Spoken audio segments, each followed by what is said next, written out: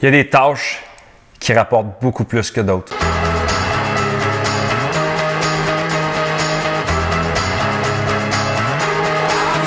Bonjour, je m'appelle Gabriel Laflamme, je suis courtier immobilier, mais je suis avant tout un passionné d'entrepreneurship. Et c'est pour cette raison-là que j'ai démarré le podcast qui, d'ailleurs, depuis que j'ai démarré, me rend très joyeux parce qu'il y a beaucoup de gens qui m'écrivent sur les réseaux sociaux pour me dire que ça les a aidés d'une façon ou d'une autre. C'est des gens de Québec, Gatineau, partout à travers la province. Puis ça me rend heureux parce que c'est pour cette raison-là que j'ai démarré le podcast, justement pour aider les gens qui ont un intérêt de près ou de loin à l'entrepreneurship, à la vente, au développement personnel. Donc aujourd'hui, on regarde comment il y a deux types de tâches. Il y a les tâches qui rapportent, des tâches qu'on va appeler des tâches chaudes, parce que c'est comme si on mettait une bûche dans le feu, qui font avancer le bateau, qui font avancer votre entreprise.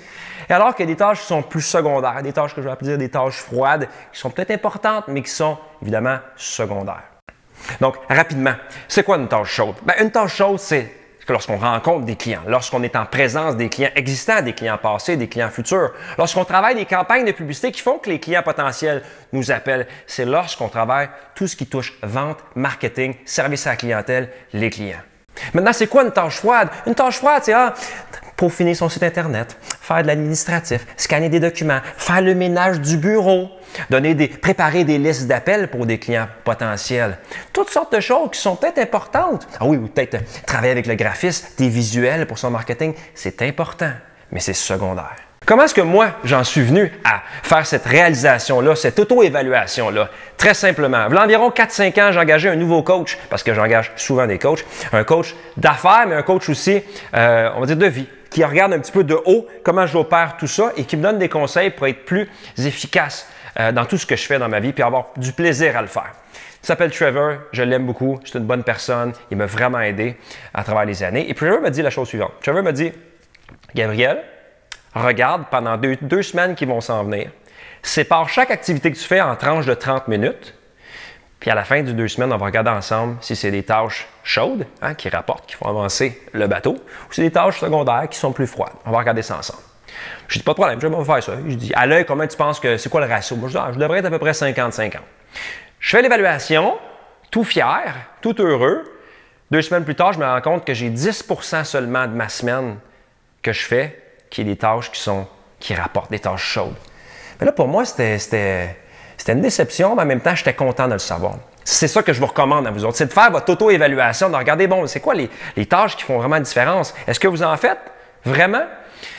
Donc, à partir de là, ce qu'il faut faire, c'est qu'un coup qu'on a fait l'auto-évaluation, ça, c'est la première étape, mais il faut être proactif pour corriger le tir. Parce que c'est ça qui fait qu'on a des meilleurs résultats. C'est en disant, bon, regarde, on fait l'évaluation, qu'est-ce que je peux faire comme changement? Bon, maintenant, on va regarder c'est quoi des tâches chaudes plus spécifiquement. Bon, vous là, vous vendez un produit ou un service, vous êtes à votre compte, ou vous travaillez pour une compagnie existante puis vous devez promouvoir des services, acquérir de la clientèle. Bon, ça veut dire que vous devez être devant les gens. Vous devez leur parler aux gens. Vous devez leur présenter ce que vous faites. Vous devez poser des questions.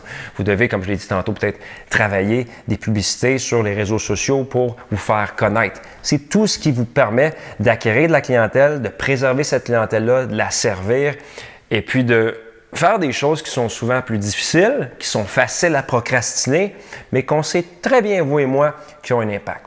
Les tâches secondaires, j'en ai parlé un petit peu tantôt précédemment, mais ça peut être toutes les petites choses du quotidien qui sont sur le to-do list, parce que souvent, le to-do list, c'est 90% de choses qui sont secondaires.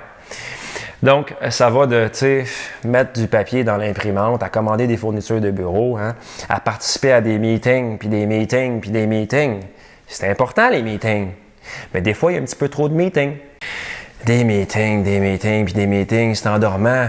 Puis les courriels qu'on reçoit, 80% des courriels, ça peut être traité peut-être par quelqu'un d'autre, parce que souvent, on est comme des drogués, là, nous. Il faut qu'on réponde aux courriels maintenant, là, c'est important. Mais la majorité des courriels peuvent attendre qu'on ait fait les choses qui sont importantes avant de répondre aux courriels. Donc, l'important, c'est de se concentrer sur les tâches qui ont un réel impact. Puis vous le savez, c'est quoi les tâches qui ont un impact, mais souvent, on se laisse emporter par toutes les petites tâches du quotidien. Ultimement, ce qui est arrivé, c'est que j'ai fait l'évaluation avec mon coach Trevor. J'ai fait des ajustements. Je suis parti d'un ratio de 10% de tâches chaudes à 90% de tâches froides secondaires. 2 ans plus tard, je dirais que je suis à peu près à 50-50. Puis la conséquence, c'est que mon chiffre d'affaires a doublé. Juste parce qu'à chaque jour, j'étais toujours dans l'action des choses qui étaient plus difficiles, qui demandaient plus de force mentale, si on veut, parce que être toujours en train d'aller acquérir de la clientèle, puis de se présenter aux clients, puis d'être en discussion, puis de travailler toujours le marketing, puis la publicité, puis de servir les clients, puis d'appeler ses clients, ça peut être fatigant, mais c'est ça qui amène le résultat. Donc, 2 ans plus tard, je suis parti d'un ratio de 10% chaud, 90 froid, à 50-50. Puis aujourd'hui, je dirais 4-5 ans plus tard, je suis peut-être, à 60% de ce que je fais dans ma journée a vraiment un impact sur le bateau. Ça fait avancer mon entreprise.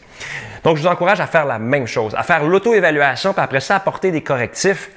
Puis c'est sûr, au début, quand on commence une entreprise, là, ce que je vous donne comme conseil, la clé, c'est peut-être de faire les choses qui sont importantes dans le jour, puis le soir, puis les fins de semaine, travailler toutes les autres petites choses comme peut-être votre site Internet, le graphiste, la paperasse, parce que ça peut être fait quand votre niveau de concentration a baissé en fin de journée, alors que les choses plus importantes, les faire en début de journée, début d'après-midi. Donc, c'est juste de changer ça, puis au fil du temps, lorsque la compagnie prendra de l'expansion, lorsque votre petite entreprise, vous aurez un petit peu plus de succès, vous allez pouvoir vous entourer de gens à qui vous allez pouvoir déléguer ces tâches-là, puis vous concentrer encore plus sur les choses qui sont plaisantes à faire.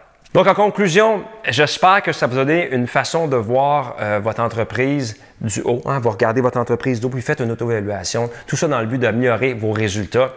J'espère que ça vous a plu. Si vous avez apprécié, je vous invite à partager, commenter. Vous pouvez m'envoyer des questions, n'importe quoi, des commentaires. Je réponds à tout le monde. Vous pouvez même m'appeler, je réponds à tout le monde. Puis écoutez, je vous souhaite une bonne semaine, bon succès.